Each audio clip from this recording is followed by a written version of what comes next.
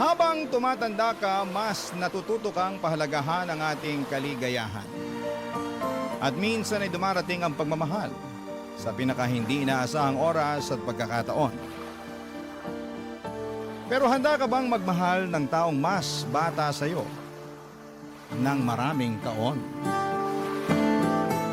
Dear Papa Dudut, ang sabi nila minsan daw ang tao tumatanda ng paurong. Nakagagawa ng mga desisyon na walang ibang iniisip kung hindi ang mga sarili nila. Kasi nga ang gusto na lamang nila ay maging masaya at mag-enjoy sa buhay nila.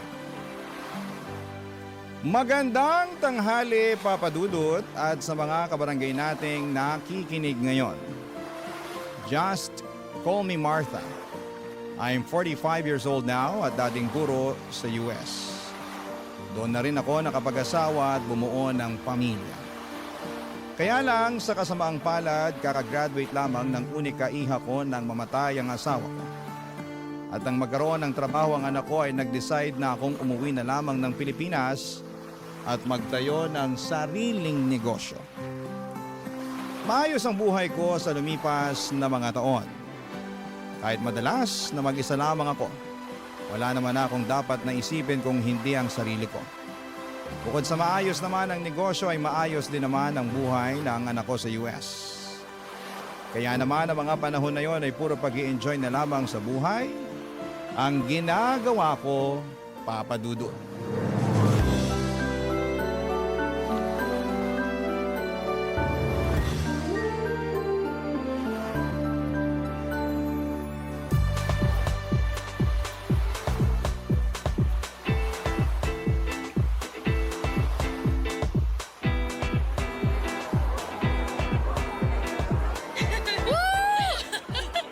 Sayaw pa tayo, Mars! Mars! Pahinga muna tayo. Ano? Ang sabi ko, magpahinga muna tayo kasi nangangawit na yung binti ko sa kakasayaw natin dito.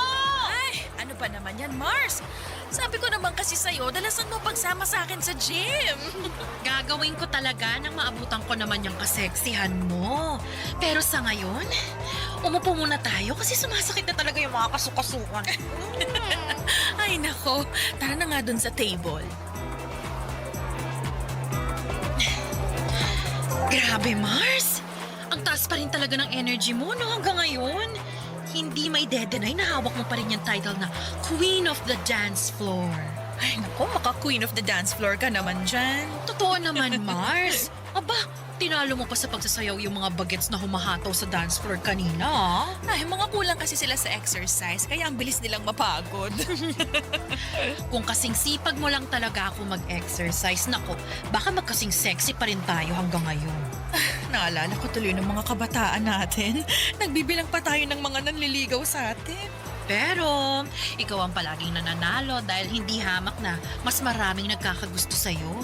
Sino ba naman kasing hindi magkakagusto sa Campus Muse at Queen of the Dance Floor ng batch natin? Ay naku, matagal naman na yun, Mars. At matagal na ring lumipas ang kagandahan ng kabataan natin. Ay, Mars, teka. May nakatingin dito. Papalapit! Hi ladies. Free cocktails nga pala para sa inyo. Wow! Free cocktails! Anong meron, Pogi? May special promo kasi kami tonight para sa mga best dancers sa floor kanina. Ay, kasama ba talaga ako dyan o para sa kaibigan ko lang yan? Hoy, Lani, ano ba yung sinasabi mo? Nakakahiya naman sa kanya. Baka mamaya kung anong isipin eh. Naku, ayos lang yon miss. Magaling ka naman talagang sumayaw kanina. I'm Jeric nga pala, isa sa mga DJ sa resto bar na to. Ah! Oo, alam ko! Alam mo? Ibig sabihin, kilala mo na siya? Ay, hindi ko siya kilala, pero alam kong DJ siya. Kanina ko pa kasi siya nakikita na tumitingin sa'yo mula dun sa pwesto niya sa booth. Alam mo, Mars, kanina ka pa humihirit ng ganyan ha. Nakakaya na talaga dito kay Jeric. Jeric, pagpasensyahan mo na tong kaibigan ko ah. Ganyan lang talaga yung kakulit. Ayos lang miss. I'm Martha nga pala at siya naman si Lani. Nice meeting you ladies. I guess it's time for you to enjoy the drinks and the night. Thank you ulit dito sa cocktail na binigay mo, ha? You're welcome, Martha. See you later.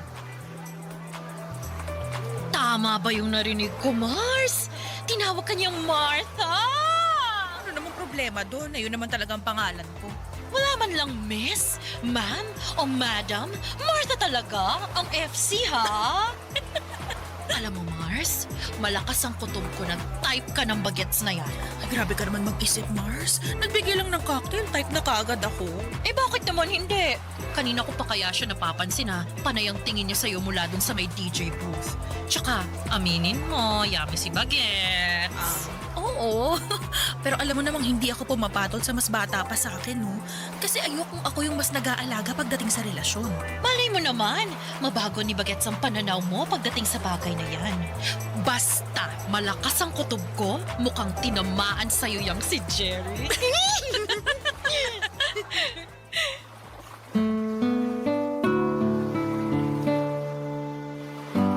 Papadudot, akala ko ay doon na matatapos ang pag-uusap namin ni Jeric dahil umuwi na rin kami noon ni Lani. Pero ang hindi ko inaasahan ay yung makatanggap ako ng tawag mula sa kanya kinabukasan. Kinuha niya raw ang number ko kay Lani nang magkita sila sa may labas ng rest room. Matagal din kaming nag-usap noon sa tawag at ang dami ko na agad nalaman tungkol sa kanya. Dahil may pagkamadaldal pala siyang tao. Nakwento niya na bunso pala siya sa 5 magkakapatid. Siya na lamang ang walang asawa dahil lahat ng mga kapatid niya ay may kanya-kanya ng pamilya. Madalas ng araw siyang tinutokso kapag may family gathering. Hinahanapan ng girlfriend o babaeng pakakasalan niya raw balang araw. Ang sabi ko naman, bata pa siya sa edad niya na 27 noon. Marami pa siyang makikilala, lalo na sa nature ng trabaho niya. Nang sumunod na mga araw ay pinagbigyan ko na rin si Jeric na magkita kami sa labas. Sa isang coffee shop kami nakita. At aaminin ko na lalo akong nagwapuhan sa kanya noong araw na yon.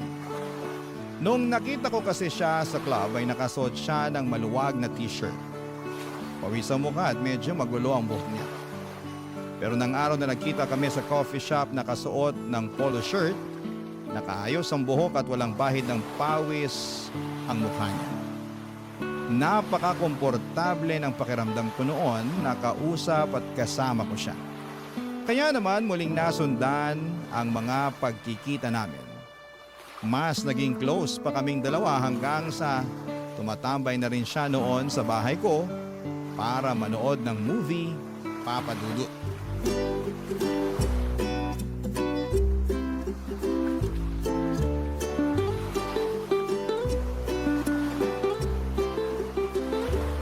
Ang ganda ng ending ng movie, no?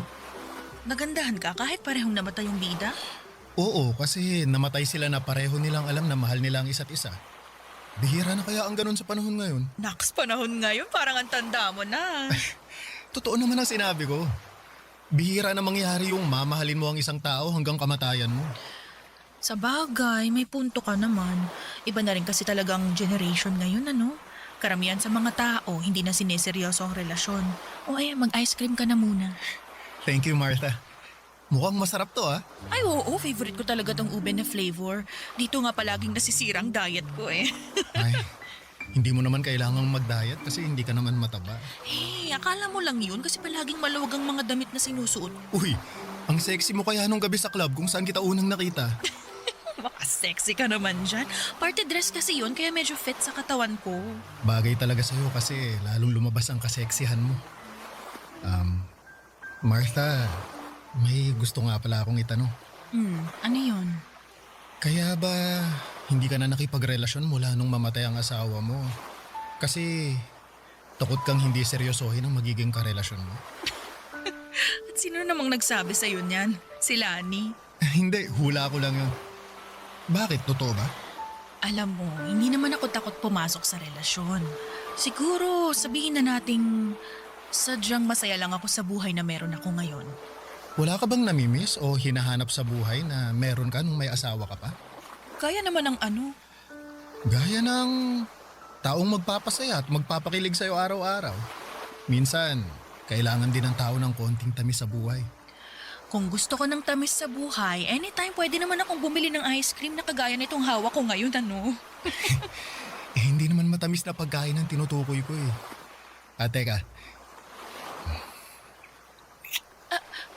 Jeric! Bakit mo ko inalikan? I'm sorry. Hindi ko napigilan ang sarili ko. Ayos lang. Wala namang problema para sa akin yung ginawa mo. Anong ibig mong sabihin? Okay lang na hinalikan kita? Oo. Binata ka naman at matagal na akong byuda. Kaya wala akong nakikitang mali sa ginawa mo. Ibig sabihin, okay lang na halikan ulit kita? Hindi. Ha? Akala ko ba walang problema kasi pareho naman tayong single? Oo, pero ang ibig kong sabihin, mas okay kung ako ang hahalik sa'yo.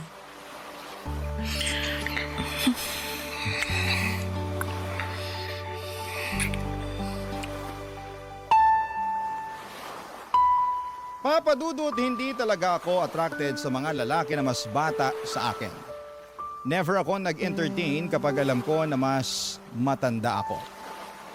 Ayoko kasi na ako ang nagdadala, pero iba ang charm ni Jeric. Kahit halos doble ang edad ko sa kanya ay nakita ko na medyo matured na siyang mag-isip at magsalita. Alam ko rin naman na hindi pera ang habol niya sa akin dahil may kaya rin siya sa buhay. Walang ibang responsibilidad kung hindi ang sarili niya. At ramdam ko na maganda ang intensyon niya para sa akin. Ayun nga lang ay hindi ko alam kung ano na ba ang estado ng relasyon namin noon. Pero ayos lang naman sa akin kasi wala pa rin sa isipan ko na pumasok sa seryosong pakikipagrelasyon. Ang mahalaga sa akin noon ay nag-e-enjoy ako sa kung ano ang meron sa aming dalawa ni Jeric, Papa Dudut. Barangay Love Stories. Barangay Love Stories. Papa Dudut, nauwi rin po sa relasyon ang namamagitan sa amin ni Jeric. Siya mismo kasi ang humingi ng label at assurance sa aming dalawa. Gusto niya raw kasi na masiguradong wala ng ibang lalaki ang aaligid sa akin. Kahit nga ang kaibigan kong si Lani ay kinikilig noon sa aming dalawa ni Jeric. Sinabi niya na mukhang seryoso daw sa akin si Jeric. Inamin ko naman noon sa kanya ang katotohanan na hindi ako seryoso sa kung ano man ang meron sa amin ni Jeric. Oo, masaya at nag-i-enjoy ako sa company niya. Lalo na at first time kong makipagrelasyon sa mas bata sa akin.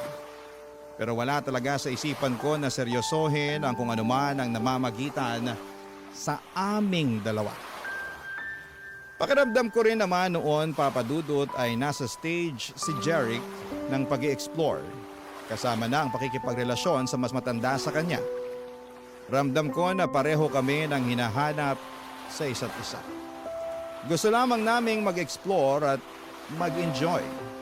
At natagpuan namin yon sa isa't isa noon, Papa Dudut.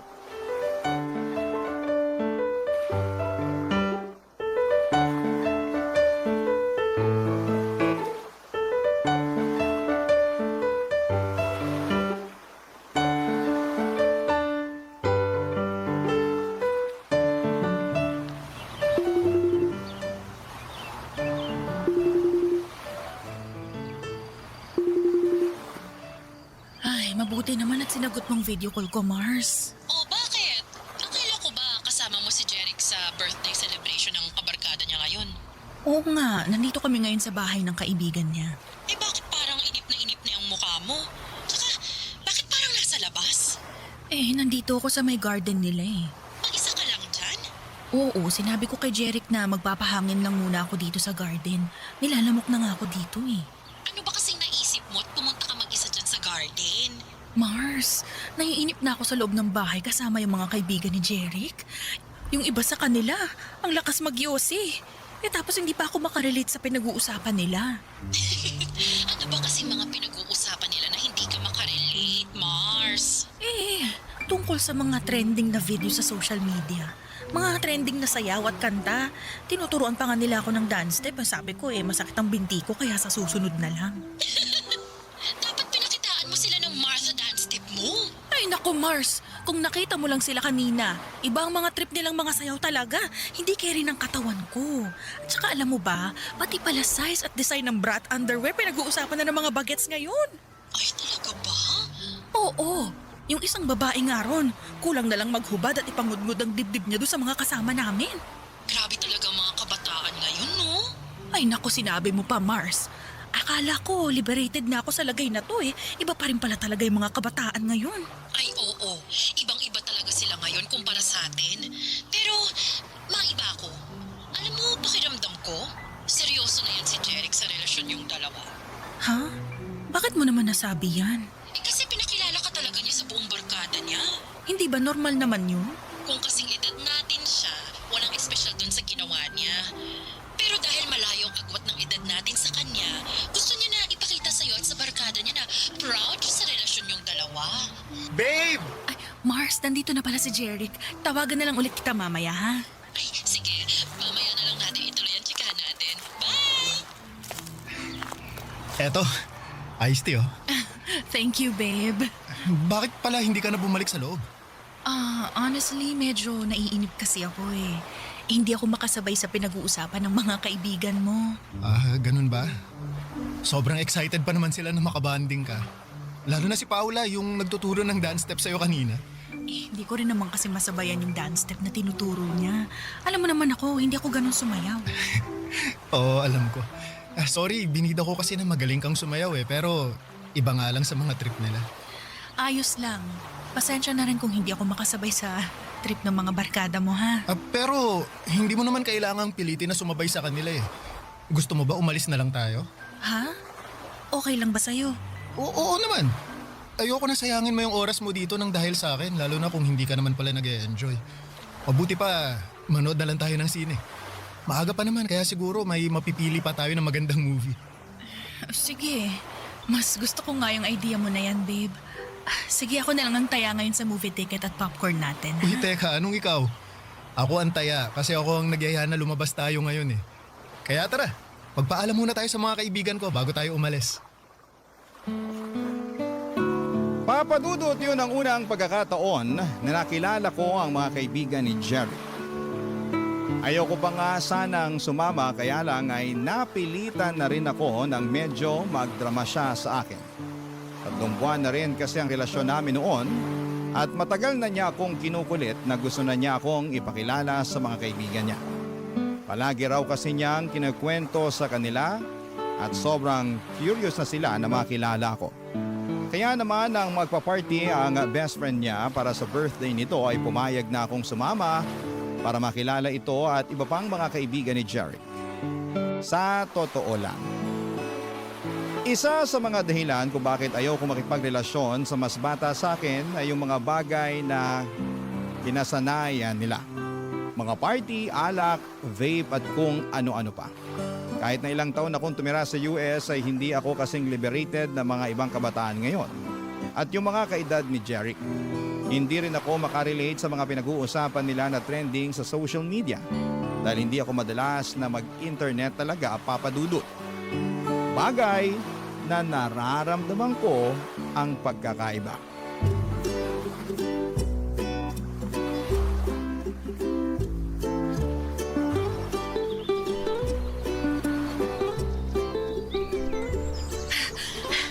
Sandali lang, babe. Pahinga muna tayo sa pagtakbo. Medyo hinihingal na kasi. O sige babe, sakto. Upo tayo dun sa may waiting shed. Eto, bottled water. Thank you, babe. Pahinga muna tayo ng ilang minuto dito. 2 kilometers na lang naman ang kulang natin Ano? 2 kilometers pa? Oo, konti na lang yun kasi naka 3 kilometers na tayo. Mamatay-matay na nga ako sa katatakbo natin kanina Pwede naman nating mas bagalan ng takbo mamaya para matapos mo yung running workout natin ngayon. Ay, sige. Ang mahalaga naman matapos ko kahit hindi ganun kabilis, tama ba? Oo, kahit lakad takbo pa ang gawin natin mamaya. Yan talagang gagawin ko kasi baka hindi na ako makapag-gym bukas. Pero alam mo, ang galing mo nga babe. Dati 1 kilometer pa lang, tumitigil ka na kaagad sa pagtakbo. Ngayon nakadiretso ka na ng 3 kilometers na takbo. Palakas ka na ng palakas sa pagtakbo, babe. Paano ba naman ako hindi lalakas? Napakahigpit pero napakahati naman ng running coach ko. Naku, yung hati medyo tagilid tayo dyan. Pero yung mahigpit ako na running coach, i-claim ko na yan kasi para sa'yo din naman ng paghihigpit na ginagawa ko eh. Oy, teka, anong hindi ka hati? Halos nakahabol tingin sa atin yung mga babaeng naka-sports bra na nadadaanan nating tumatakbo kanina.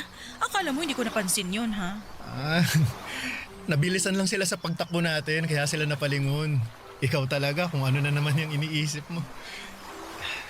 Babe, di ba nabanggit mo na mahilig ding mag-jogging si Trish? Palagi nga niya akong sinesenda ng picture niya sa mga fun run na sinasalihan niya sa US. Madalas din siyang nakikwento tungkol sa personal record na nahihit niya sa pagtakbo niya. At natutuwa talaga ako kapag yun ang topic namin dahil alam ko na pinaghirapan niya yun. Nakakatuwa naman at yun ang madalas niyang ikwento sa'yo. Naku, oo. Kaya nga nakahiligan ko rin ang pagtakbo dahil sa kanya. Ngayon lang talaga ako mas sinisipag. Bakit mo nga pala natanong? Ha? Wala lang. Iniisip ko lang kung ano kaya ang pwede naming pag-usapan na alam kong pareho kaming makaka-relate sa topic. Anong ibig mong sabihin na topic na pag-uusapan nyo ng anak ko? Ang ibig kong sabihin, gusto ko lang na maging komportable siya, nakausap ako. Pag pinakilala mo na ako sa kanya. Abay, bakit mo naman naisip ang tungkol sa bagay na yan? Syempre, doon din naman tayo kasi papunta, di ba? Ipapakilala mo rin ako sa anak mo bilang boyfriend mo. Kasi babe, gusto na kitang ipakilala sa parents ko eh. Plano ko nga na isama ka sa family gathering namin next week para makilala mo na rin ang ibang kamag-anak ko. Teka, hindi ba parang masyado namang mabilis sa mga plano na nasa isip mo, babe? Maglilimang buwan pa lang ang relasyon natin. Babe, kagaya nga ng sabi ko kanina, doon din naman tayo papunta. Ipapakilala mo ako sa anak mo at ikaw naman, ipapakilala ko sa pamilya ko. Kaya bakit pa natin patatagalin yun? Pwede naman natin gawin yun habang maaga pa. Huwag kang mag-alala. Mabait ang pamilya ko, lalo na si Mami. At sigurado ako na magkakasundo kayong dalawa. Papadudot, nagulat talaga ako nang sabihin ni Jeric na gusto na niya akong ipakilala sa pamilya niya. Nang marinig ko yun mula sa kanya ay kinabahan talaga ako. Hindi dahil sa excitement, kung hindi alam kong gusto ng iba na ang gustong mangyari ni Jeric sa relasyon namin. Papadudot, doon ko naramdaman na mukhang tama si Lani sa palagi niyang sinasabi na seryoso na si Jeric sa kung ano ang meron sa aming dalawa. Oo, may mga oras noon na nagpaplano si Jeric para sa future naming dalawa at gusto niya na sa susunod na taon ay kumuha na kami ng bahay para sa aming dalawa. Gusto niya rin na pagkatapos daw ng kasal namin ay sa ibang bansa kaming mag-honeymoon. At kung sino lang ang dapat na maging bisita sa araw ng kasal. Marami pa siyang mga plano at hindi ko naisip talaga na seryoso siya sa mga bagay na yon, Papadudot. Pero kinakabahan ako ng dahil doon. Barangay Love Stories. Barangay Love Stories.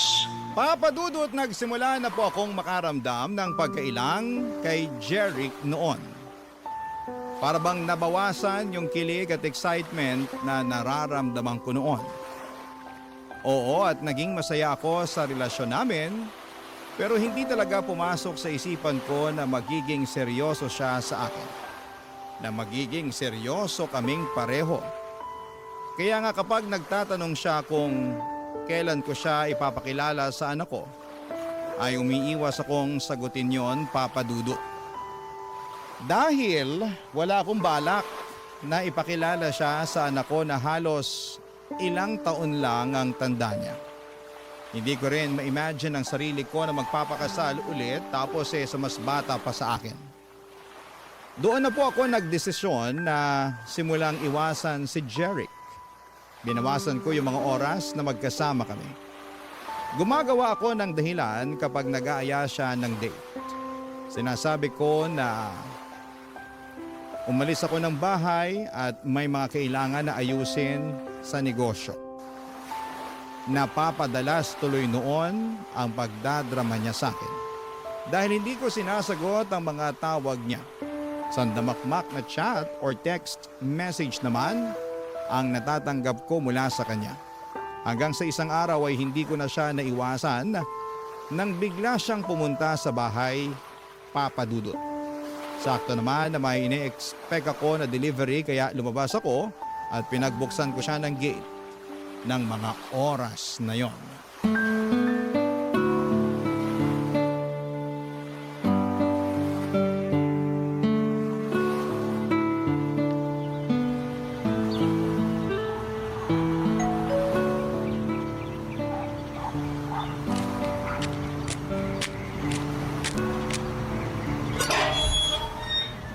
Oh, Jeric, ikaw pala yung nag-doorbell. Oo, ako nga. Akala ko yung magde-deliver ng in-order ko na makeup sa online. Ah, ganun ba? Baka parating na rin yun mamaya. Pero mabutit pinagbuksan mo na ako ng gate, babe. Pasensya ka na. Madalas din kasi akong wala dito sa bahay. Ayos lang yun. Sabi mo nga, may inaasikaso kang mga papeles na may kinalaman sa negosyo mo. Ganun na nga. Kaya ba hindi mo rin nasasagot yung mga tawag ko? Oo, kasi kapag nandito ako sa bahay, madalas tulog naman ako eh. Nakakapagod kasi talaga yung mga inaasikaso ko sa labas. Tapos ang layo pa ng dinadrive ko pa uwi rito. Bagsak na talaga ako sa kama. Ay, sabi ko naman kasi sa'yo sasamahan kita para may driver ka. Ayoko na rin kasing maabala pa kita. Alam mo kahit kailan, hindi ka naging abala sa akin, babe. Alam mo yan. At alam mo rin na ayokong masyado mong binibigay sa akin ng mga oras mo. May trabaho ka at sariling buhay na dapat asikasuhin. Pero parte ka naman ng buhay ko, kaya dapat inaasikaso din kita, babe. Kaya kong asikasuhin ang sarili ko. Hindi ka dapat mag-alala sa akin, Jeric. May problema ba tayo? Ha? Wala naman. Sigurado ka? Jeric, pwede bang sa ibang araw na lang tayo mag-usap? Gusto ko sanang... Kung wala tayong problema, bakit tinatawag mo ako sa pangalan ko at hindi babe? Pwede bang sa ibang araw na lang natin pag-usapan to? Teka nga. Jeric! Iniiwasan mo ba ako? Please, gusto ko sana muna magpahinga. Gusto ko lang namang malaman kung ano bang dahilan ng pag-iwas mo sa akin, babe. Kung may nagawa ba akong hindi mo nagustuhan, pwede mo naman kasi akong kausapin eh. Ano? Gusto mo ba talagang malaman, Jeric? Gusto ko ng space. Space? Bakit? Anong nagawa kong mali para humingi ka ng space sa akin? Wala, okay? Wala kang nagawang kahit anong pagkakamali. Gusto ko lang huminga muna. Yung makakakilos ng hindi ko kailangan ipaalam sa'yo yung bawat galaw ko. Babe, kung nasasakal ka lang pala sa ginagawa ko, pwede naman akong mag-adjust. Hindi mo naman kailangan sagutin palagi lahat ng mga chat o tawag ko sa'yo eh. O kung gusto mo, babawasan ko rin ang mga pag-chat o tawag ko. Babe, hindi mo kailangan humingi ng space sa akin. Hindi mo ba talaga nakukuha yung point ko, Jeric? Gusto ko lang namang maintindihan mo na pwede naman nating ayusin to nang hindi tayo lumalayo sa isa't isa eh. Pero space nga mula sa'yo ang gusto ko. Yun ang gusto ko na ibigay mo sa akin. Martha, please. Martha, huwag mo naman gawin sa akin to. Umalis ka na, Jeric. Martha! Huwag ka nang gumawa ng gulo dito. Umalis ka na. At kung pwede lang ha, huwag mo akong i-chat o tawagan. Gusto ko munang matahimik ang mundo ko mula sa'yo. Kaya please lang, layuan mo muna ako. Papa Dudut, ilang araw pa akong kinulit ni Jeric noon hanggang sa tuluyan na niya akong binigyan ng space. Sa totoo lang ay medyo nakahinga ako ng maluwag nang sa wakas ay nagawa kong humingi ng space sa kanya. Medyo nasasakal at nauumay na rin kasi ako sa sobrang kaswitan niya. At hindi ko na rin gusto ang mga planong binubuo niya para sa aming dalawa. Ayoko na siyang paasahin pa, Papa Dudut. Ayoko nang isipin niya na pareho kaming seryoso sa relasyon naming dalawa. Hindi ko naman kasi talaga alam na aabot sa puntong gusto niya akong pakasalan sa hinaharap. Nabanggit niya pa nga noon na kung hindi ko na raw siya mabibigyan ng anak, ay pwede naman daw kaming mag-ampon at sigurado daw siya na magiging mabuti pa rin kaming mga magulang. Yung mga plano niya na yon ay wala sa mga plano ko para sa sarili ko. Kaya bago pa mas lumalim ang nararamdaman niya para sa akin ay tinapos ko na ang namamagitan sa aming dalawa, Papa Dudut.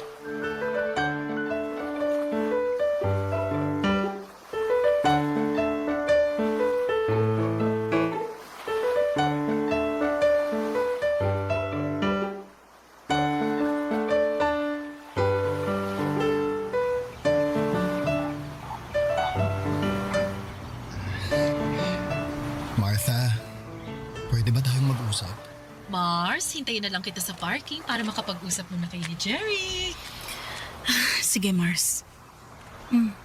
Tungkol saan pa bang gusto mong pag-usapan natin, ha, Jeric? Siyempre, Jeric, hindi pa ba malinaw sa'yo ang lahat? ang alin ba, Martha? Humingi ka lang naman ng space sa akin, di ba? At binigay ko yun sa'yo.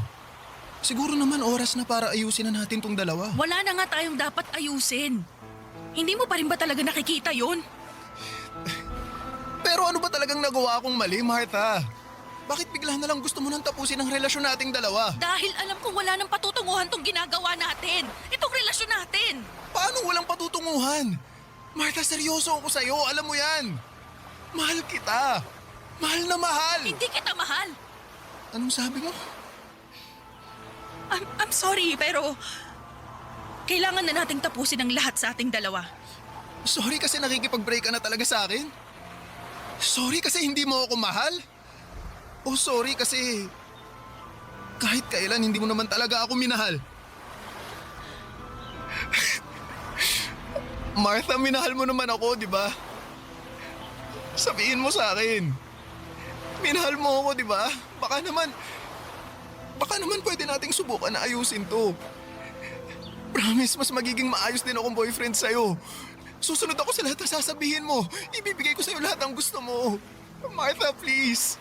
Nagmamakaawa ako sa'yo. Huwag mo naman gawin sa akin to. Jeric, I'm sorry talaga pero hindi ko na kayang ituloy pa yung relasyon nating dalawa. Ano bang kailangan kong gawin? Gusto mo bang lumuhod ako sa harap mo? Eto! Gagawin ko para lang balikan mo ako! Ito! Jeric, ano ba? Huwag kang lumuhod. Intindihin mo na lang sana yung desisyon ko. Ayoko na mas masaktan pa kita kaya ginagawa ko to. Mahal kita, Martha. Hindi ko kaya mawala ka sa akin. Hindi ko kaya. Please naman. Please ayusin naman muna natin to. Sorry, Jeric. Pero wala na talagang pwedeng ayusin sa ating dalawa. Sorry. Taalis na ako. Kailangan ko na rin umuwi. Martha, mahal kita. Mahal na mahal kita. Parang awa mo na. Huwag mo akong iwan, Martha. Martha!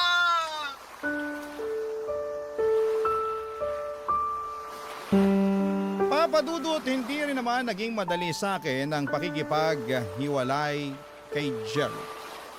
Kahit paano ay naging espesyal siya sa akin at aaminin ko na napakilig niya rin talaga ako. Para akong bumata ng 10 taon ng mga panahon na magkarelasyon kaming dalawa. Wala siyang ibang pinaramdam sa akin kung hindi puro kilig at saya lamang. Siguro kung nakilala ko siya noong kabataan ko at pareho kami ng edad ay baka siya na ang nakatuluyan ko. Pero hindi ngayon na gusto ko na lamang mag-enjoy sa buhay na mag-isa. Hindi rin kagad sumuko noon si Jeric, Papa Dudut. Sinubukan niya pa rin gumawa ng paraan para magkabalikan kami. Sa kabila ng ilang ulit na pagtataboy ko sa kanya, may ilang beses pa siyang pumunta sa bahay para subukan na kausapin ako.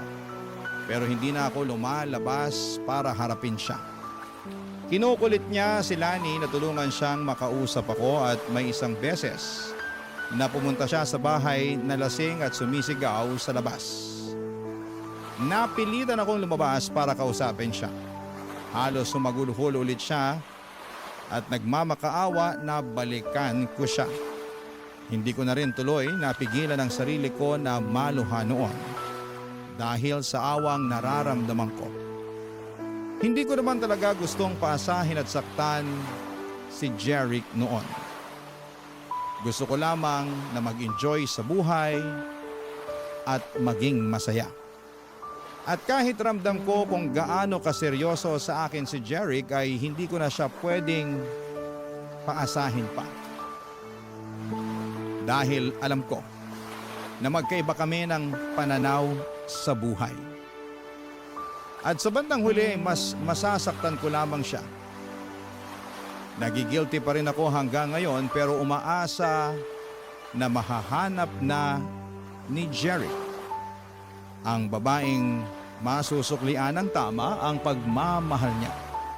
Hanggang dito na lamang po ang sulat ko at salamat po sa pagbibigay ng oras sa pagbabasa ng aking sulat. Ang inyong forever, kapuso at kabarangay, Martha. Anong say mo sa Barangay Love Stories na ito? Pagkwentuhan natin sa comment section yan. Ang mga kwento ng pag-ibig, kwento ng buhay at kwento ng pag-asa dito sa Barangay Love Stories.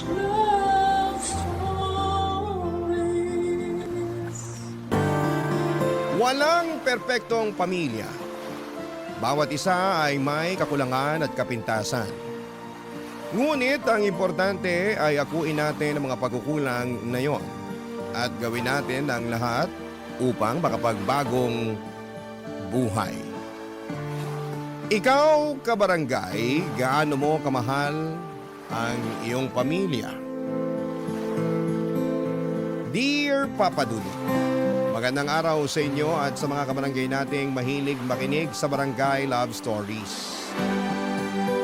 Tawagin niyo na lamang po ako sa pangalang Sherilyn, 55 anyos at naninirahan dito sa Bicol.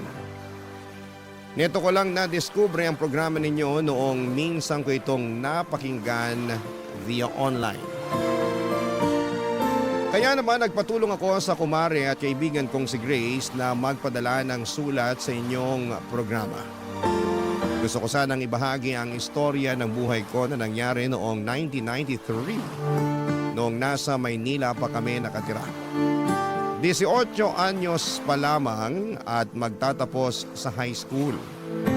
Lumaki ako sa broken family at nakatira sa poder ng nanay ko kasama ang aking stepfather at 2 nakababatang kapatid. Pero 6 talaga kami at ako ang panganay.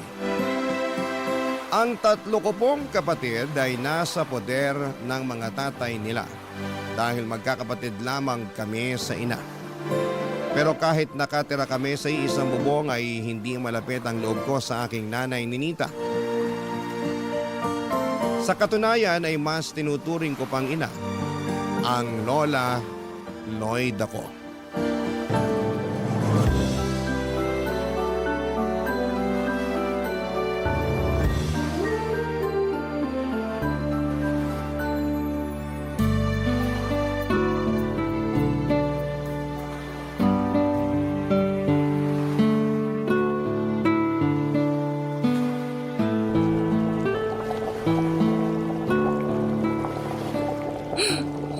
Bango naman ang tinolang manok. Malapit nang maluto to. Buti pa, maghanda ka na ng mga plato sa mesa at maghahain na ako maya-maya. Sige la, sakto gutom na talaga ako. Di po kasi ako kumain ng almusal sa bahay kanina eh. Ha? Bakit naman? Wala lang po, hindi ko lang gusto kasabay sila nanay tsaka yung pamilya niya. Bakit? Saka anong pamilya niya Pamilya mo rin naman sila. Nakalimutan mo na ba na mga kapatid mo sa ina yung mga anak nila ng tatay-tatayan mo? Hindi ko po nakakalimutan yun, pero ewan, pakiramdam ko po talaga hindi pamilyang turing nila sa akin kaya gano'n na rin yung nararamdaman ko. Kumbaga, magkakasama lang kami sa bahay pero wala talaga akong kakampi dun. Anong ibig mong sabihin? Pinagtutulungan ka ba ng mga kapatid mo? Minsan, pero hindi naman ako papatalo sa kanila dahil mas malaki pa rin ako sa kanila. Tirising ko sila eh. Ay, tigilan mo nga yan. Hindi yan gawain ng isang ate. Dapat magpasensya ka sa mga kapatid mo at maging mabuting ehemplo sa kanila. Ewan ko po la, pero pakiramdam ko talaga ibang-iba kami. Kahit kami ni nanay, di rin naman kami magkasundo pag nasa bahay. Kaya nga mas gusto ko na lang dito sa inyo kasi mahal niyo ako eh. Mahal ka rin naman ng nanay mo. Oh, ito na ang niluto kong tinola para sa iyo, Apo. Teka, ilagay ko lang dito sa mesa. Upo na tayo para makakain na. Yun oh, grabe ang bangot, mukhang masarap. Masarap talaga yan kasi ako ang nagluto niyan. At niluto ko yan para sa'yo. Kain ka ng marami, Apo, ha? Opo, La. Salamat po talaga ha. Saan? Sa tinola? Opo, pero hindi lang po sa tinola. Salamat sa lahat-lahat kasi pag nandito po ako sa inyo, pakiramdam ko hindi ako nag-iisa tapos meron akong kakampi. Di tulad pag nasa bahay ako, kaya ayoko dun eh.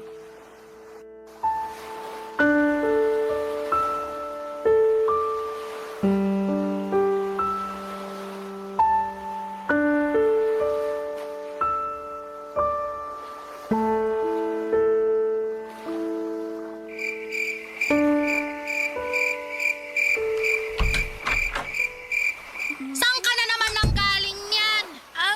Kinalola po. Buti na isipan mo pang umuwi. Akala ko kasi doon ka na naman matutulog kagaya ng palagi mong ginagawa. Mahiya-hiya ka naman, Sherilyn. Nakikisiksik ka pa doon sa lola mo kita mong doon umuwi ang mga tiyo mo paggabi. May bahay ka naman dito sa atin pero punta ka pa rin ng punta doon. Alam ko naman po na may bahay tayo, kaya nga po ako umuwi, di ba? Ano sinabi mo? Sinabi ko lang naman po yung totoo. Saka bakit po kayo nagagalit sa akin? Lola ko naman po yung pinupuntahan ko doon.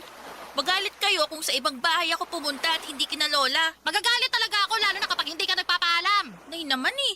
Hindi na po ako bata na kailangan niyo pang alamin kung saan pumupunta. Hoy! Para sa kaalaman mo, bilang nanay mo nag-aalala ako na baka bigla na lang may mangyaring masama sa'yo. Tapos, hindi ko alam kung sa kahanapin o sino sisisihin ko. Tapos mamaya, baka mabuntis ka pa bigla. Ang bata-bata mo pa. Alalahanin mong bawal ka pa magka-boyfriend. Hindi po mangyayari yun kasi hindi naman ako katulad nyo. Ano sinabi mo? Totoo naman, di ba? Maaga kayo nung nabuntis sa akin, tapos iba-iba pa yung mga tatay namin ng mga kapatid ko. Bakit niyo po ako sinampal? Sumusobra na kasi ang bibig mo. Kayo po yung sumusobra kasi nananakit na kayo. Galit ako sa'yo. Galit ako sa'yo!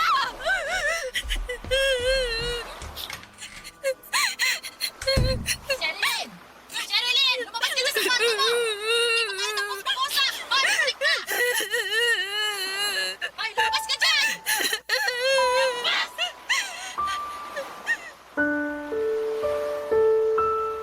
Papa Dudut, hindi ko mapigilang magalit sa nanay ko matapos niya akong pagsalitaan ng mga ganong bagay. Pakiramdam ko ay nagmamalinis siya samantalang siya nga ang gumawa ng bagay na kinakatakutan niyang mangyari sa akin katulad ng pagkabuntis ng maaga. Sa bagay, lumalabas na takot siya sa sarili niyang multo. Sumasama tuloy ang aking loob. Bukod doon ay nasasakal din ako sa paraan ng pagdidisiplina niya sa akin kaya naman mas lalo akong nagrebelde. Nawala na rin ang prioridad ko sa pag-aaral at natuon ang aking atensyon sa mga barkada. Pagkasama ko kasi sila, pakiramdam ko ay hindi ako nag-iisa at nakakahinga ako ng maluwag kumpara kapag nasa bahay namin. At hindi ngayon nakawala sa mapanuri at mapag-usisang mata ni Tito Ryan, Papa Dudut.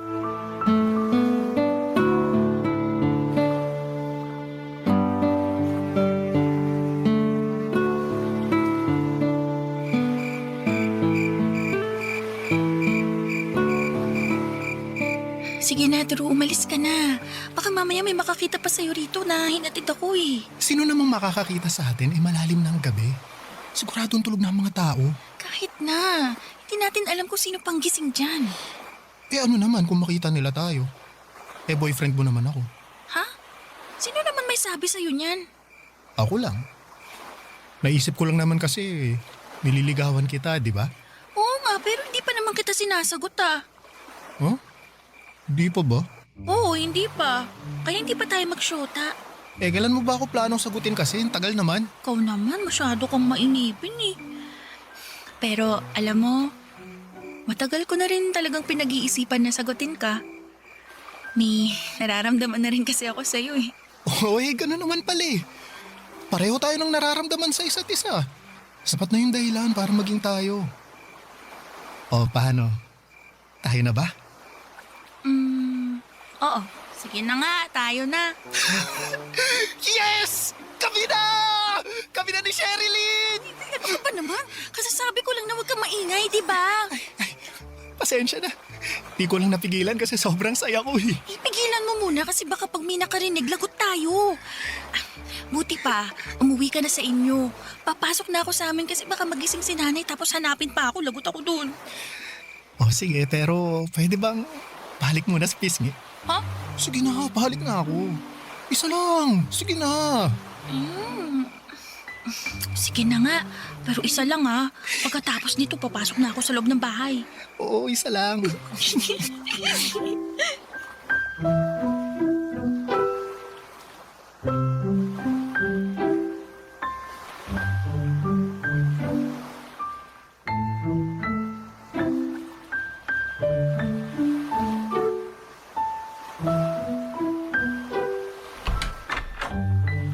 Tulog na siguro sila kasi nakapatay ng ilaw.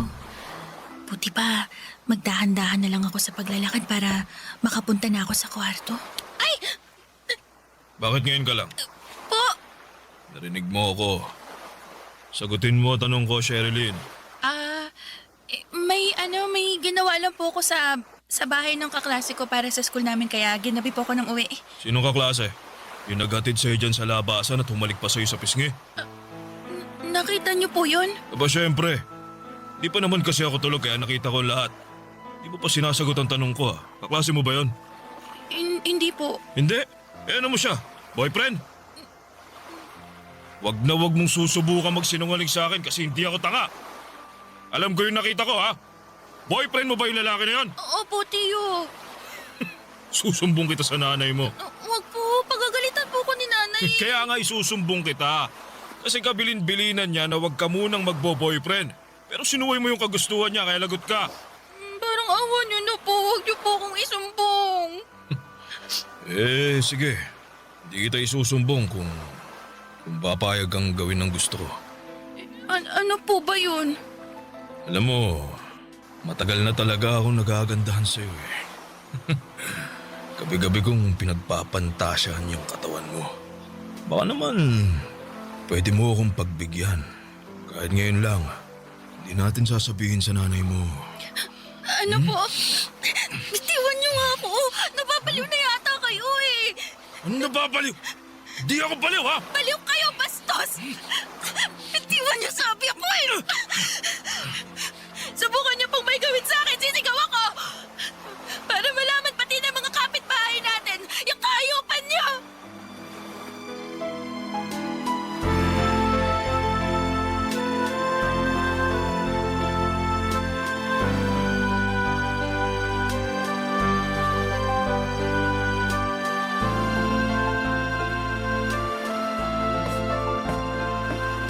O, tamang-tama! Kasi kanina pa kita inaantay na magising. Bakit po? Nagtanong ka pa talaga? Eh, sinumbong ka lang naman sa akin ng Tio Ryan mo na nakita ka raw niya kagabi na hinatid ng boyfriend mo dyan sa tapat ng bahay natin. Eh, hinalikan ka pa nga raw niya sa pisngi. Totoo ba yan, ha? Sagutin mo yung tanong ko! Totoo bang boyfriend mo yon, ha? Opo. Anak ka ng... Ah! Kabilin-bilinan ko na bawal ka pa mag-boyfriend, di ba? Ano naman po bang pakialam niyo kung magka-boyfriend na ako? Matanda na ako. Wala ka pang alam sa mundo! Kayo po yata yung walang alam lalo na sa nangyayari sa bahay Ano natin. ibig mong sabihin, ha? Para sa kaalaman niyo. Pinagtangkaan lang naman akong gahasain ni Tio Ryan. Kapalit ng hindi raw niya pagsusumbong sa inyo. O tapos, ngayon sinisiraan mo ng tiyo mo kasi sinumbong ka sa akin?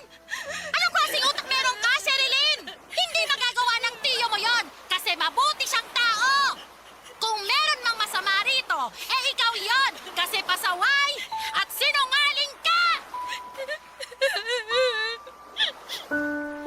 Papadudot yun na yata ang pinakamasakit na ginawa ng nanay ko sa akin.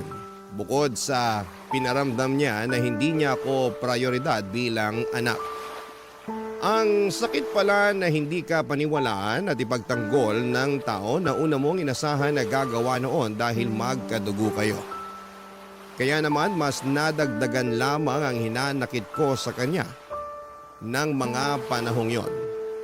At bunga na rin ang takot ko sa stepfather ko na baka ulitin niya pa ang pagtatangka sa akin ay nagdesisyon akong gawin ang isang bagay na matagal ko nang pinag-iisipan na gawin.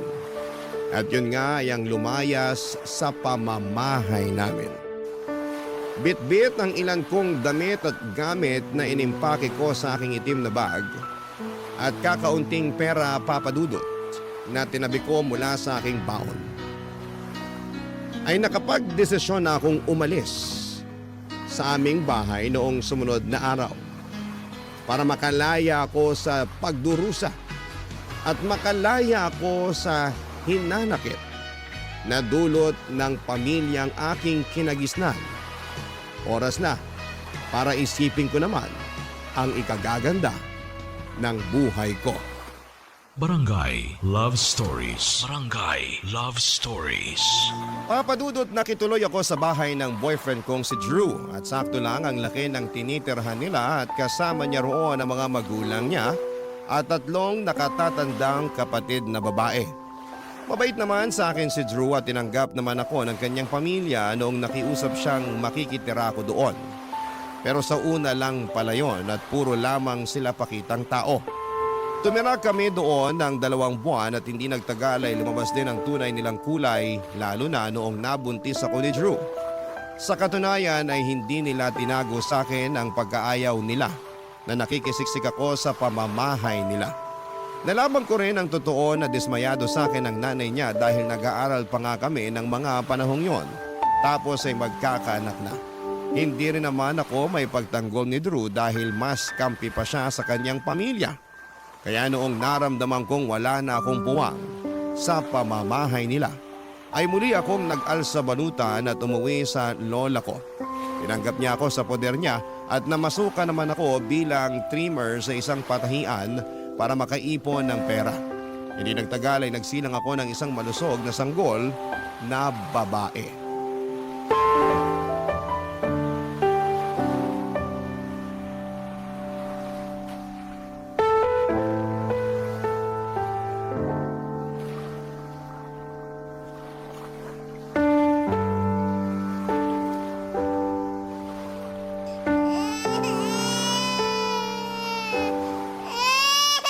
Hindi pa titigil kakaiyak tong batang to. Hindi ko makapagbasa ng maayos. Okay lang nasa exciting part na ako dito sa binabasa ko eh.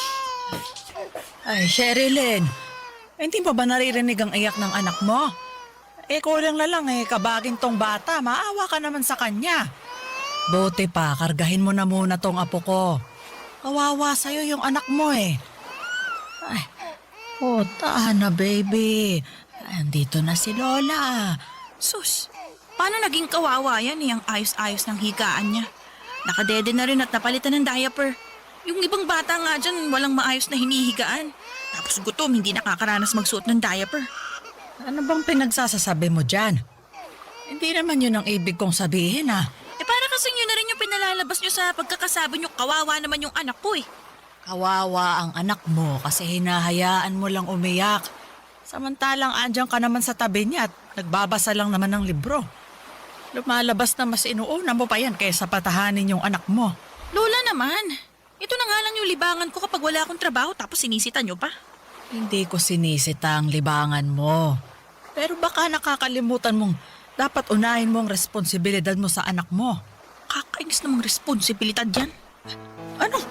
Anong pinagsasasabi mo? Bakit ka naiinis anak mo to? Sinabi ko bang hindi? Natural, anak ko yan kasi galing niya sa tiyan ko. Pero nakakasawa na rin kasing alagaan yan, la. Kailabutan ka nga sa mga sinabi mo, Sherilyn. Nagsasabi lang po ako ng totoo. Tsaka yun ang nararamdaman ko eh. Wala kang karapatang mapago dahil nanay ka na. At hindi mo pwedeng ayawan ng basta-basta ang anak mo. Ewan ko bala. Pero naisip ko na sana hindi na lang ako nagkaanak. Kung alam ko lang na nakakapagod maging nanay, yung bang wala akong matinong pahinga pag nasa bahay kasi kailangan kong alagaan, asikasuhin yung bata na yan. Hindi na nga rin ako nakakakain ng maayos kasi gusto lagi magpakarga. Ingay-ingay pang umiyak, kala mo inaapi. Sana talaga pinalaglag ko na lang yan dun pa. Nasisiraan ka na ba talaga ng ulo? Paano mo naisip yan sa sarili mong anak? Baka sumpain ka ng langit sa mga pinagsasabi mong yan, Sherilyn. So nahihirapan ako eh. Ano gusto niyong gawin ko?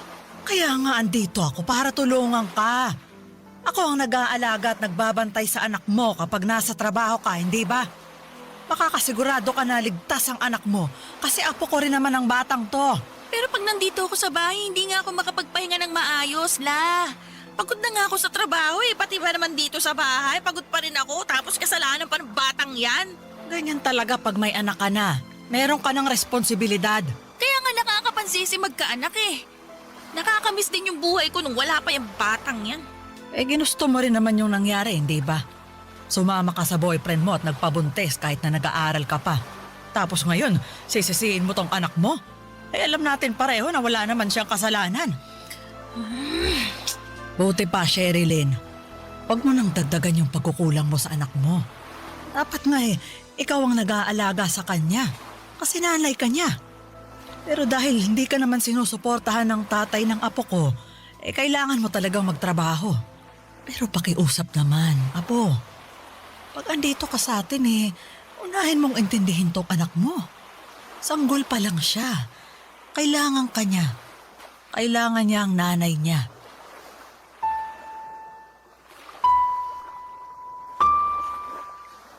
Papadudot mahal ko naman ang aking anak at masaya ako noong sinilang ko siya. Pero aminado ako na kinasawaan at kinapaguran ko talaga ang pag-aalaga sa kanya. Bukod doon ay mas naging abala ko sa pagtatrabaho kaya naman si Lola na ang nag-alaga sa kanya. Sa katunayan, kapag nasa trabaho ako ay pakiramdam ko ay malaya ako sa mga responsibilidad ng pagiging nanay. Tapos nung nagkaroon na ulit ako ng mga kaibigan sa aking pinagtatrabahuhan, pakiramdam ko ay bumalik sa akin ang kabataan ko na maagang inagaw ng pagiging nanay. Kumbaga ay bigla akong nasabik gawin ng mga bagay na ginagawa ko noong dalaga pa ako.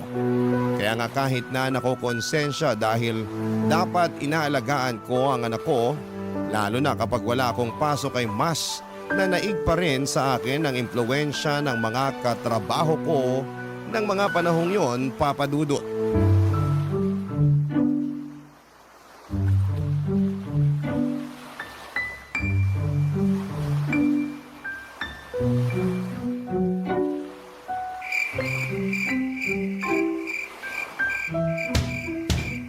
Tao po!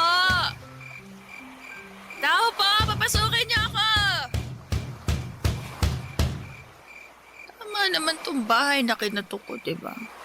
Lola! La! Lola Loida!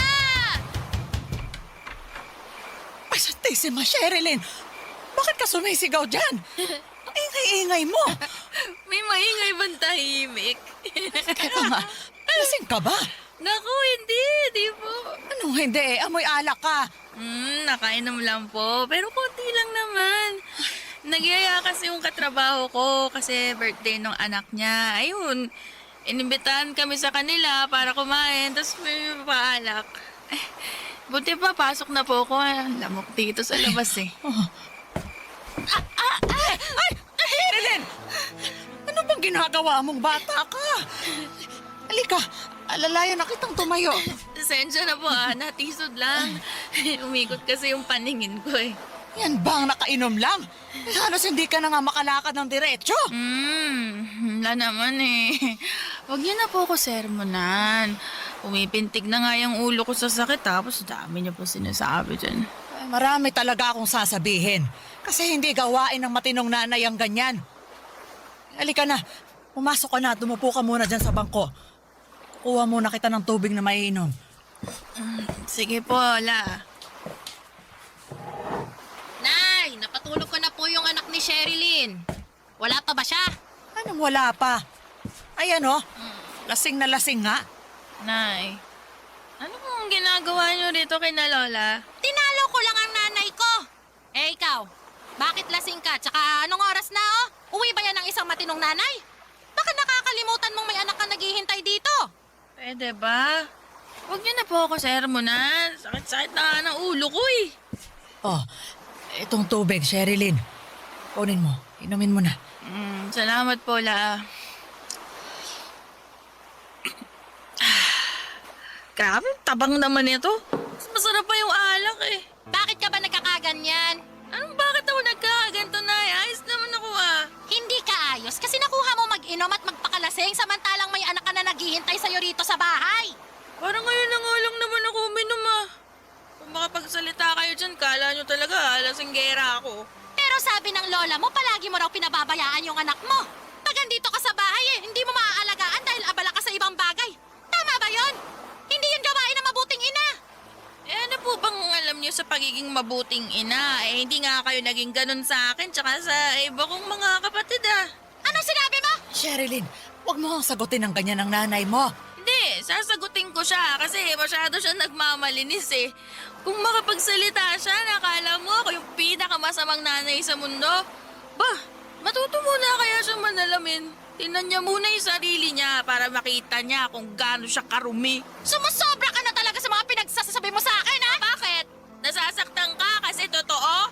Bago kasi kayo magsalita ng masasakit sa akin, sana isipin niyo muna na kayo nga hindi nga rin naging matinong nanay sa amin. Tsaka baka nakakalimutan nyo na kasalanan nyo kung bakit ako umalis sa bahay nun. Kasalanan nyo! Anong kasalanan ko? Paano ko naging kasalanan yon, ha? Eh kasi hindi kayo naniwala sa akin nung nagsumbong ako tungkol sa kabastusan nung kinakasama nyo. Ako pa yung pinalabas niyong sinungaling. Totoo ba yung sinabi mo, Sherilyn? Opo! Yun talagang rason kung bakit ako lumayas nun kina nanay. Bakit hindi ka rito pumunta para nakapagsumbong ka sa akin? Bakit sumama ka sa boyfriend mo? Eh kasi siya lang naman yung kakampi ko noong mga panahong yun eh. Hindi ko rin alam kung paniniwalaan niyo ako pag nagsumbong ako sa inyo. Sarili ko ang nanay, sinabihan akong sinungaling eh. Kayo pa kaya?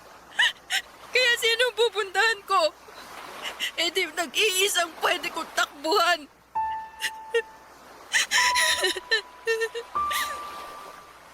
Papadudot masama ang loob ko sa nanay at lola ko dahil pakiramdam ko ay pinagtulungan nila ako ng mga panahong yon.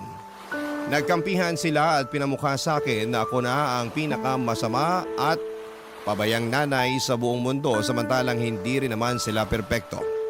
Hindi rin naman sila naging mabuting nanay sa mga anak nila kaya pare-pareho lamang kami. Nang dahil sa away namin yon ay lumayo ang loob ko sa kanila at buti na lang at nandyan ang mga katrabaho ko na handang makinig sa mga kwento ko tungkol sa pamilya namin.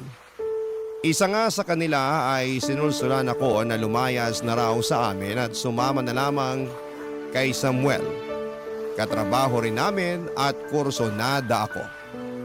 Papadudot hindi nagtagal ay nagdesisyon ako makipagtanan sa kanya at iwanan ng lola ko at ang aking anak. Papadudot. Barangay Love Stories. Barangay Love Stories. Papadudot mula Maynila ay inuwi ako ni Samuel sa Bicol dahil doon nakatira ang kanyang pamilya. Bale nangungupahan lang siya sa Maynila at nakipagsapalaran lamang doon. Noong nakipagtanan ako sa kanya ay nagdesisyon siyang umuwi sa probinsya nila upang doon maghanap ng trabaho. Nakapasok siya bilang kargador sa palengke habang ako ay nakatira sa bahay ng mga magulang niya. Aminado ako na mayroong agam-agam sa puso ko na muling makisama sa pamilya ni Samuel dahil ayoko nang maulit ang pinagdaanan ko noon sa pamilya ni Drew. Pero napagtanto ko na wala namang perpektong pamilya at dahil ako ang dayo ay kailangan ko talagang makisama. Kaya naman yun ang ginawa ko, papadudot. At masasabi ko na sa unang isang buwan ng pananatili ko kina Samuel ay nakasundo ko ng gusto ang pamilya niya. Mabilis na lumipas ang ilang taon at nagkaanak kami ni Samuel ng 5 at nakapagtayo na rin kami ng maliit na bahay malapit sa tinitirhan ng magulang niya. Taong 2005 nang lumuwas kami ng kinakasama ko sa Maynila dahil kinakailangan naming i-confine sa ospital doon ang bunso naming may sakit sa puso. Kaya lang, bigla ko namang dong nakita si Lola Papadudut.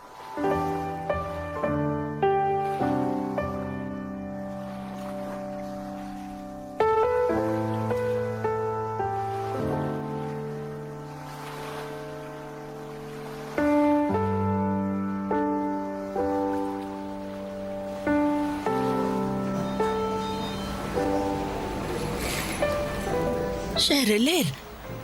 Sherilyn, ikaw nga. Lola, Ako nga. anong ginagawa niyo rito? Bakit kayo nasa ospital? Kasama ko ang anak mo. Nakapila kami para makapagpa-check up siya. Pero kinailangan kong pumunta sa butika. Kaya iniwan ko muna siya kasama ang tiyo niya. Ganun po ba? Ano ba namang klaseng tanong yan? Hindi mo ba itatanong kung anong sakit niya o kung kumusta na ba siya? Pasensya na po pero hindi na ako interesadong malaman. At bakit? Saka, bakit ngayon ka lang nagpakita sa amin? Saan ka ba pumunta nung umalis ka sa bahay natin noon? Wala na ho kayo doon, La. Anong wala na ako doon? Iniwan mo nga sa akin yung anak mo. Matagal ko na pong kinalimutan na anak ko siya. Saka may sarili na akong pamilya ngayon. Meron na rin akong mga anak kaya bakit ko pa siya iisipin? May sarili rin ho akong problema, La. Pero anak mo pa rin siya. At kahit na pagbalik-baliktarin mo ang mundo, hindi mo na mababago ang bagay na yon. Anong klaseng nanay ka kung di minsan hindi sumagi dyan sa isip mo kung kumusta na yung anak na iniwan mo sa akin? Ganyan na ba talaga katigas ang puso mo? Matigas na akong matigas pero hindi po ba kayo nakikinig? Matagal ko nang kinalimutan yung anak kong yan. Hindi na ako nanay niyan. Hindi pa ako handang maging nanay sa kanya noon kaya hindi niyo ako masisisi kung inuna ko yung sarili ko. Tapos ngayon, handa ka nang maging nanay sa iba mong anak? Oo, ganun na nga. Hindi mo ba naisip kung ano na lang ang mararamdaman ng anak mo pag nalaman niya yung mga pinagsasasabi mo? Sigurado ako na masasaktan siya ng husto. Wala na nga ho akong pakialam kahit masaktan siya o kung ano pang isipin niya. Basta ang mahalaga sa akin ngayon ay mga anak ko sa kinakasama ko. Sa kanila ako magpapakananay at hindi sa batang yon. Sa inyo na lang siya, total, mas malapit naman kayo sa isa't isa. Natatandaan ko na tumatahan siya pag karga-karga niyo pero kung ako yung bumubuhat sa kanya kung todo iyak siya. Kakauburido. Wala ka kasing tiyaga, saka iyakin naman talaga ang mga bata. Huwag mong sabihin hindi. May mga anak ka na rin naman, hindi ba? Basta. Kahit ano pang sabihin nyo, ayoko sa batang yan. Matagal ko na siyang kinalimutan. Naisip ko pa nga na sana hindi ko na lang siya pinanganak nun. Hindi na ako interesado na malaman ng tungkol sa kanya kasi hindi na ako ang nanay niya. Kaya wala na akong pakialam sa kanya. Mag-ingat ka sa mga sinasabi mong yan. Dahil baka karmahin ka dahil sa pagpapabaya mo sa anak mo. Kung kakarmahin ako, sana karmahin din kayo ni nanay dahil hindi rin naman kayo mga mabuting magulang. Anong sinabi mo? Kasalanan niyo kung bakit napaniwara ang buhay ni nanay. Kasi hindi niyo naman siya pinalaki ng maayos. Tapos, kasalanan ni nanay kung bakit nasira ang buhay ko. Trinato niya rin ako na para bang wala akong halaga sa kanya. At ni minsan hindi ko naramdaman yung pagmamahal niya bilang isang ina. Alam niyo, wala nang kwenta tong pinag-uusapan natin eh. Diyan na kayo. Sandali! Saan ka pupunta? Sa anak ko nga. Sigurado hinahanap na ako nun. Eka lang. Sherilyn, huwag ka munang umalis. Naku, La, pasensya na. Kailangan ko na umalis. Sana po hindi na ulit tayo magkita.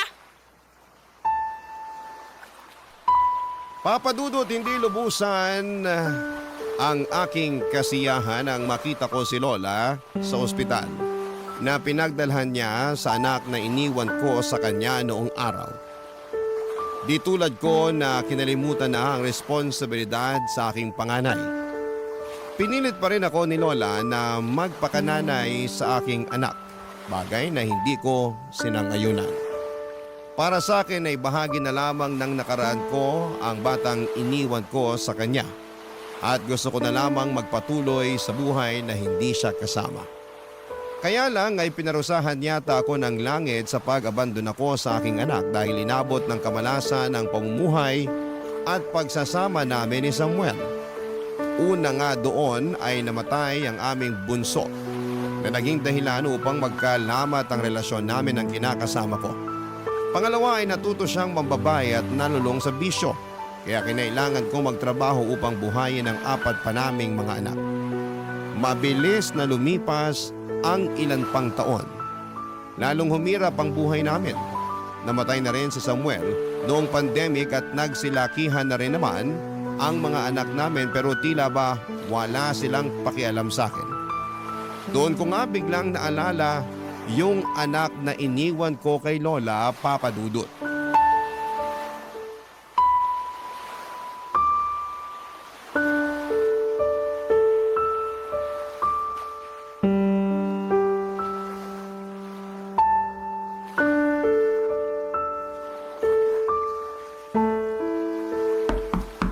Tao po! Tao po! Sino yan? Sino ka, Neng? Ako po si Cecil. Sinabi sa akin na dito raw po nakatira si Sherilyn. Hinahanap ko po siya. Ha? Bakit mo naman hinahanap? May importante po kasi akong sasabihin sa kanya. Ako si Sherilyn. Ano ba sasabihin mo?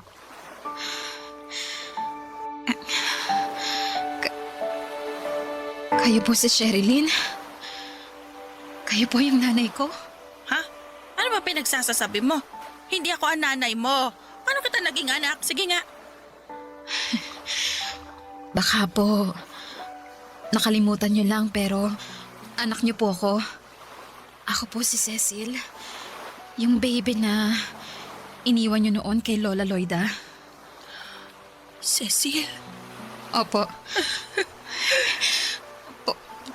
Pwede ko po ba kayong yakapin? Sige. Pwede naman. Salamat po. Huwag ka nang umiyak dyan. Pati tuloy ako naiiyak na rin dito. Hindi ko lang po kasi mapigilan. Lalo sobrang saya ko dahil sa wakas nahanap at nakita ko na po kayo. Masaya rin naman ako pero paano nangyari yon? Paano mo ko nahanap? At bakit mo ko hinahanap? Mahaba pong kwento eh. Kung ganun pumasok ka muna rito sa bahay ko at maupo ka para makapagkwentuhan naman tayo. Pasensya ka na kung barong-barong lang itong tinitirhan ko. Naku, wala naman pong kaso yun. Pasok na po ako. Sige, pasok ka. Gusto mo ba ng tubig? Kaya lang hindi malamig Ay, hindi po. Ayos lang po ako. Hindi mo pa sinasagot yung tanong ko, Cecil. Bakit mo ba ako hinahanap? Ang laki-laki ng kasalanan ko sa'yo nung baby ka pa. Wala na po sa akin yun.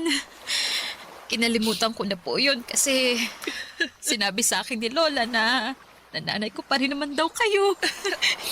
Ako nga ang nanay mo na nang iwan sa'yo nung araw. Pero nakaraan na po yun. Iba na po ngayon.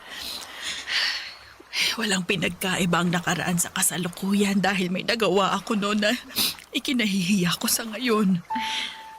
At unang-una na nga ron yung pangiiwan ko sa'yo nung maliit ka pa. Alam mo, hindi na ako umaasa na magkikita tayo ulit. Akala ko hindi mo nagugustuhin hanapin ang nanay na nang abandon na sa'yo dahil galit ka sa akin. Nagalit po ako sa inyo. Pero syempre, nanaig pa rin sa akin yung pagpapatawad at kagustuhan na makita at makilala kayo. Pakiramdam ko kasi hindi buo yung pagkatao ko hanggat hindi ko nagagawa yung bagay na yun, Nay. Kaya nga, tsinaga ako hanapin kayo. Naku nalaman mo patuloy ang sitwasyon ko at mag-isa na lang ako sa buhay. Dahil yung mga ibang mga anak ko may kanya-kanya ng pamilya. Sigurado ako ganun ka rin. Nay, wala pa po akong sariling pamilya. Abala po kasi ako sa negosyo ko sa Maynila. Kaya nga po, kung gusto nyo, pwede ko kayong isama. Tumira na kayo sa bahay ko para magkasama na po tayo. Kahit namang gustuhin ko hindi ko naman maiiwan tong lugar na to. Dito na ako tumira at tumanda. Hindi na ako mabubuhay sa Maynila. At saka, ayos lang naman ako rito. Kaya ko ang sarili ko. Ayaw niyo po ba akong makasama? Gusto. Pero sana maintindihan mo na matanda na ako. Hindi na rin ako sanay bumiyahe ng malayo. Madali na rin akong mapagod. Sakitin na. Ayoko naman na problemahin mo pa ako kapag tumira ako doon ng kasama ka. Ang gusto ko, mabuhay ka na hindi mo na ako iniisip. Kasi nakaya mo nga noon na mabuhay na wala ka sa piling ko. Ayos lang ako rito. Kaya ko ang sarili ko. Masaya naman ako kahit mag-isa na lamang na namumuhay dito. Papa Dudut, hindi totoo na masaya ako na mag-isa lamang ako. Hindi rin totoo na ayos lamang ako. Na kaya kong mabuhay na hindi nakikita o nakakasama ang mga anak ko. Oo, nagpanggap lamang ako sa harapan ni Cecil dahil nahihiya ako na makita niya akong malungkot at miserable. Ang totoo ay hindi ko pa rin kayang harapin magpahanggang ngayon ng anak ko na iniwan ko noon sa lola ko dahil kinakain pa rin ako ng matinding kahihiyan at konsensya sa ginawa ko sa kanya. Pero sadyang mabait at mabuti ang pagpapalaki sa kanya ng lola ko dahil nangako sa akin si Cecil na dadalaw-dalawin na lamang niya ako rito sa Bicol at tutulungan pa rin ako kahit papaano. Hinayaan ko na lamang siya na gawin ang kagustuhan niya kahit nalabag yon sa kalooban ko. Alam ko na marami sa mga kabarangay natin ang magsasabi na ako na nga yata ang pinakamaarte sa lahat. Dahil ako na nga ang tinutulungan ng anak ko ay nag-iinarte pa ako. Pero hindi niyo po ako masisisi. Kasi pakaramdam ko ay hindi ako karapat-dapat na ituring at tawagin niyang nanay. At nagsisisi ako sa mga nagawa ko sa anak ko na hindi dapat tularan ng mga kabarangay nating nakikinig sa ating kwento. Hanggang dito na lamang po ang sulat ko, Papa Dudut. Maraming salamat sakaling mapili po ninyong i-ere ang aking kwento sa inyong programa. God bless sa inyo and more power. Ang inyong forever, kapuso at kabarangay, Sherilyn. Kwentuhan naman tayo dito sa comment section.